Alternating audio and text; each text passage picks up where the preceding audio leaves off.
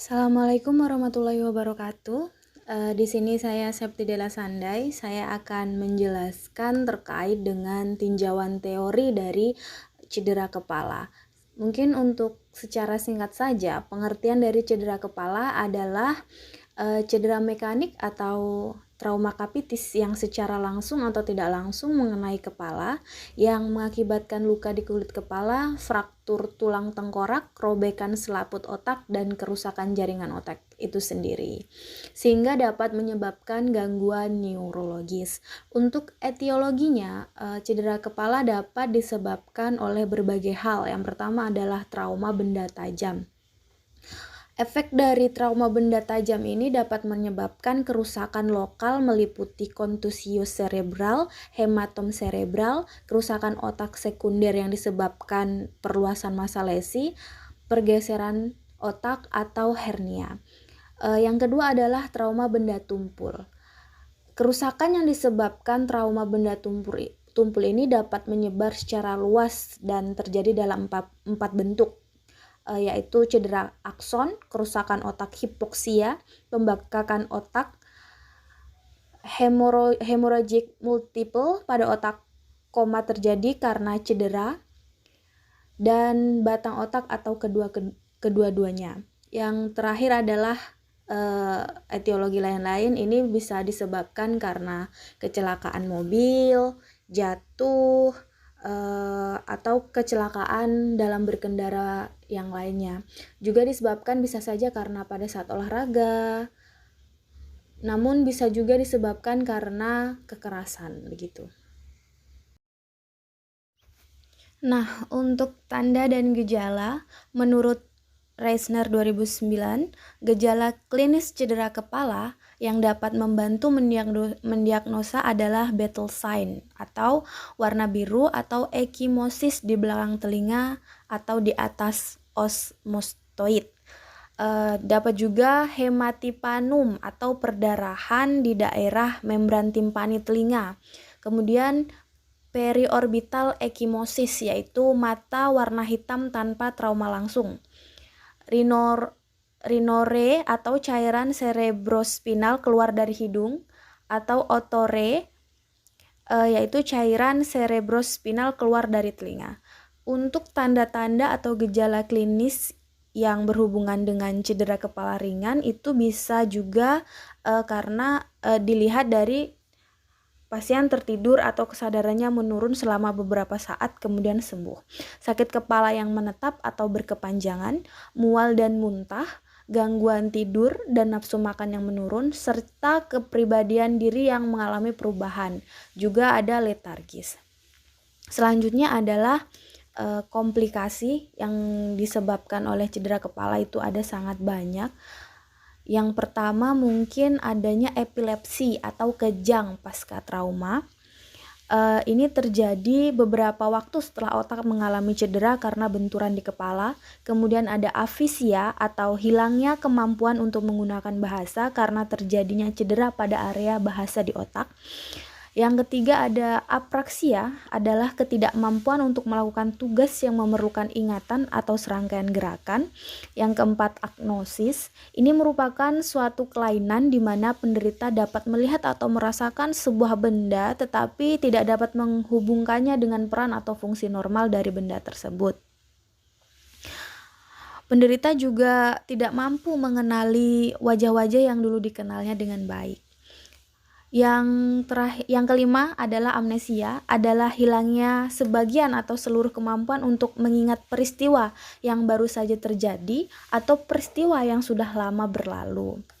Yang keenam ada visceral carotis cavernosis, ditandai oleh triase gejala seperti exoplasmus, chemosis, dan Bruit orbita, dapat timbul segera atau beberapa hari setelah cedera. Yang ketujuh adalah diabetes insipidus. Ini disebabkan oleh kerusakan traumatik pada tangkai hipofisis yang menyebabkan berhentinya sekresi hormon antidiuretik. Yang kedelapan ada kebocoran cairan cerebrospinal Ini dapat disebabkan oleh kerusakan leptinogen dan terjadi pada 2-6% pasien dengan cedera kepala tertutup. Yang kesembilan ada edema cerebral dan herniasi. Ini dapat menyebabkan adalah penyebab paling umum dari peningkatan TIK. Puncak edema itu terjadi 72 jam setelah cedera. Yang ke-10 ada defisit neurologis dan psikologis. Ini tanda awal penurunan fungsi dari neurologis.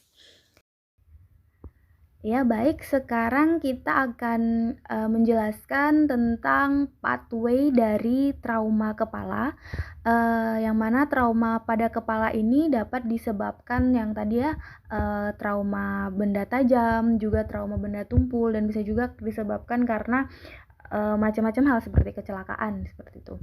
Nah, jika trauma kepala ini terjadi pada ekstrakranial, ini dapat menyebabkan terputusnya kontinuitas jaringan kulit, otot dan vaskuler, sehingga dapat menyebabkan perdarahan hematoma, kemudian gangguan suplai darah, atau langsung dapat memunculkan diagnosa keperawatan resiko infeksi jika terjadi luka terbuka dan nyeri.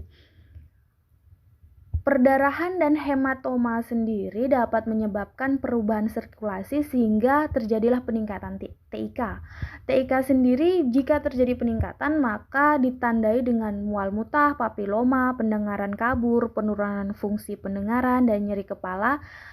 Lantas dapat diambil resiko kekurangan cairan dari tanda-tanda yang muncul tadi itu ya. Kemudian peningkatan TIK ini dapat menyebabkan gyrus medialis lobus temporalis tergeser sehingga terjadilah herniasis uncus, yang mana herniasis uncus ini dapat menyebabkan tonsil cerebrum bergeser sehingga terjadilah kompresi pada medula oblongata. Herniasis uncus ini juga menyebabkan mesenfalon tertekan sehingga terjadilah gangguan kesadaran. Yang mana gangguan kesadaran ini dapat kita ambil diagnosa keperawatan resiko injuri dan cemas. Gangguan kesadaran juga dapat mengakibatkan imobilitasi, sehingga dari imobilitasi ini kita dapat mengangkat diagnosa keperawatan resiko gangguan integritas kulit dan kurangnya perawatan diri. Ya, kita kembali ke atas. Tadi selain perdarahan dan hematoma juga dapat terjadi gangguan suplai darah, di mana karena ada gangguan suplai darah sehingga terjadilah iskemia. Iskemia ini akhirnya menyebabkan hipoksia, yang mana bisa kita ambil diagnosa keperawatan perubahan perfusi jaringan dan gangguan fungsi otak. Selain trauma pada ekstrakranial juga dapat terjadi trauma pada tulang kranial, sehingga trauma pada tulang kranial ini dapat menyebabkan terputusnya kontinuitas jaringan tulang yang dapat kita angkat diagnosa yaitu nyeri. Selain itu, selain tulang kranial juga dapat terjadi trauma pada intrakranial, yang mana jika trauma pada sudah mencapai intrakranial maka terjadilah jaringan otak yang rusak atau kontusio laserasi yang dapat menyebabkan perubahan autoregulasi dan odema cerebral, di mana kedua hal ini dapat menyebabkan kejang. Kejang sendiri jika sudah terjadi ini bisa menyebabkan gangguan neurologis, vokal, yang mana kemudian terjadilah defisit neurologis, kemudian dapat kita ambil gangguan persepsi sensori. Kejang juga disebabkan karena bersihan jalan nafas yang mungkin tidak efektif, obstruksi jalan nafas, dyspnea, henti nafas, perubahan pada pola nafas, di mana kemudian dari semua hal ini dapat kita ambil diagnosa keperawatan resiko tidak efektif jalan nafas, seperti itu. Oke, saya akan melanjutkan presentasi yang telah dibawakan oleh teman kita tentang landasan teori. Nah, untuk kasusnya itu ada Tuan A, 19 tahun, dibawa ke IGD Rumah Sakit Panembahan Senopati setelah mengalami kecelakaan lalu lintas saat mengendarai motornya dengan kecepatan 100 km per jam dan tidak menggunakan helm. Tuan A dibawa ke rumah sakit dengan kondisi tidak sadarkan diri selama 20 menit dan ketika sadar, pasien mengeluh sakit kepala dan muntah sebanyak 4 kali. Saat dilakukan pemeriksaan fisik, Tuan A membuka mata saat dirangsang nyeri, menunjukkan fleksi normal dan adanya suara tidak jelas. Tampak hematom dan jejas pada sisi kiri kepala pasien dan tidak dapat digerakkan ekstremitas kanan pasien. Tekanan darah pasien 85/50 mmHg, pernafasan Cheyne-Stokes, nadi 50 kali per menit, suhunya 37,9 derajat Celcius, CRT-nya lebih dari 3 detik, dan RR-nya itu tidak beraturan atau kadang cepat dan kadang lambat. Nah, pupil pasien ini mengalami dilatasi ipsilateral dan refleks cahaya menurun. Nah, untuk asuhan keperawatan sesuai kasus, mulai dari pengkajian keperawatan, jadi secara umum, bahwa pengkajiannya yang pertama adalah airway. Airway-nya terdengar suara snoring akibat Tuan A tidak sadarkan diri, jadi lidah jatuh ke belakang. Terus breathing-nya adanya suara atau pernafasan Cheyne-Stokes dan RR-nya cepat dan lambat gitu ya. Terus sirkulasinya akral teraba dingin, CRT lebih dari 3 sekon, tekanan darah 85/50, nadi 50 kali per menit, suhunya 37,9 derajat Celcius, GCS-nya IS-nya 2, motoriknya 3, dan verbalnya 2, dan pupil mengalami dilatasi ipsilateral dan refleks cahaya menurun. Nah, dan dilakukan juga monitoring tanda-tanda vital. Nah, untuk aktivitas sehari-harinya dan khususnya pada aktivitas dan istirahat, gejalanya pasien merasa lemah, lelah dan kaku dengan tanda adanya perubahan kesadaran, hemiparase, dan terdapat hematoma dan jejas di kepala. Nah, untuk sirkulasinya itu tekanan darah 58/50 mmHg dan terdapat hematoma di kranial dan jejas. Ya, untuk integritas egonya, setelah sadar pasien tampak bingung. Eliminasi tidak ada gangguan atau normal dan balance cairan baik. Untuk makanan dan cairan, pasien mengatakan muntah sebanyak 4 kali dan mual. Untuk neurosensori, pasien kehilangan kesadaran dan pasien mengalami hemiparse sebelah kanan. Gangguan pengecapan dan juga penciuman, tidak ada gangguan pengecapan dan penciuman, jadi pasien mengalami asimetris pada wajah ya, karena tadi hemiparase atau adanya kerusakan pada otak sebelah kirinya. Nah, terus nyeri atau kenyamanan, pasien mengatakan nyeri di bagian kepala akibat trauma kecelakaan. Terus untuk pernafasannya, yaitu adanya perubahan pola nafas yang terkadang cepat dan lambat, dan adanya pernafasan Cheyne-Stokes. Untuk keamanan, pasien ini adalah pasien yang mengalami trauma karena kecelakaan. Nah, untuk kulit, itu adanya hematoma dan jejas di bagian kepala dan leher Tuan A, dan terdapat luka-luka akibat kecelakaan gitu. Jadi ada beberapa jahitan gitu. Nah, untuk gangguan kognitifnya mengalami hemiparase dekstra dan adanya perubahan suhu 37,9 derajat Celcius. Nah, untuk interaksi sosial, jadi pasien ini belum begitu sadar secara penuh dan pasien juga bicara tidak jelas. Nah, untuk penyuluhan pembelajaran itu tidak ada masalah ya. Nah, untuk data fokus itu ada data subjektif dan data objektif ya. Langsung saja kita masukkan saja ke analisa data. Yang pertama adalah DS-nya, pasien mengatakan badan terasa lemas dan bagian tubuh sebelah kanan tidak bisa digerakkan, dan pasien mengatakan mual, muntah-muntah. Nah, untuk DO-nya, pasien tampak lemas dan kulit pucat, pasien tampak lelah, pasien tampak tidak bisa menggerakkan badan sebelah kanan, akral teraba dingin, CRT lebih dari 3 detik, dan suhunya itu 37,9 derajat Celcius, tekanan darah 85/50 mmHg, dan nadinya 50 kali per menit. Nah, dengan tanda gejala ini ya, dengan DSDO ini, maka kami mengambil problem yaitu ketidakefektifan perfusi jaringan cerebral dan etiologinya trauma kepala. Nah, untuk kasus selanjutnya itu ada DO-nya, terdapat pernafasan China Stuck, GCS-nya ES6, motorik 3, dan verbalnya 2, dengan RR tidak teratur, yaitu kami mengambil problem ketidakefektifan pola nafas berhubungan dengan gangguan neurologis.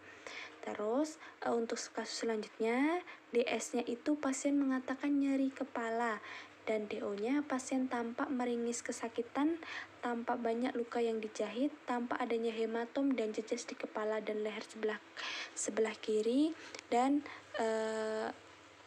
kita mengambil pain ya.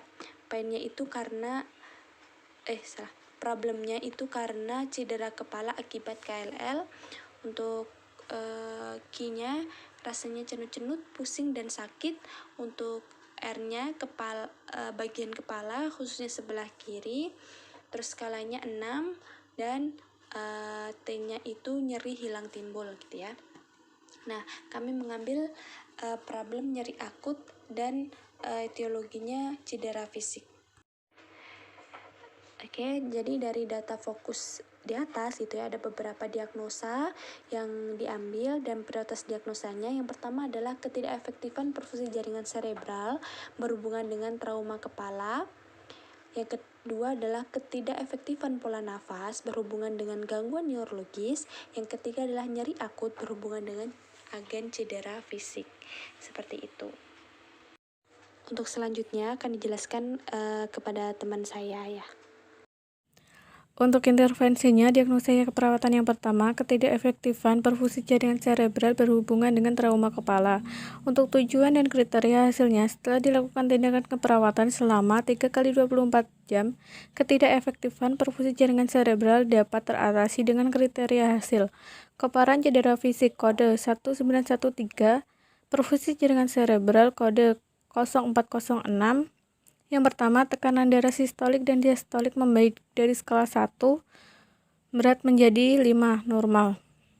Kedua, sakit kepala berkurang dari skala 1, berat menjadi 5, tidak ada.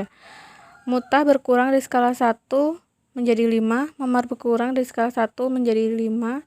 Cedera kepala tertutup atau terbuka membaik dari skala 1 menjadi 5. Untuk intervensinya, manajemen edema cerebral kode 2540. Yang pertama, monitor keluhan pusing dan mual.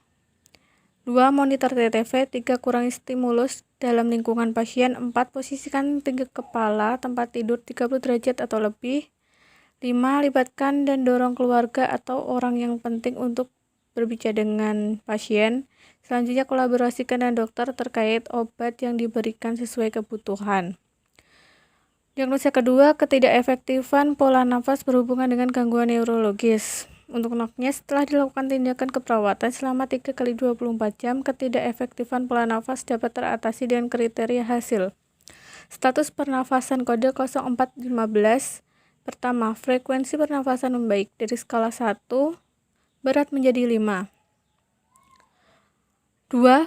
Suara auskultasi nafas membaik dari skala 1 menjadi 5, normal.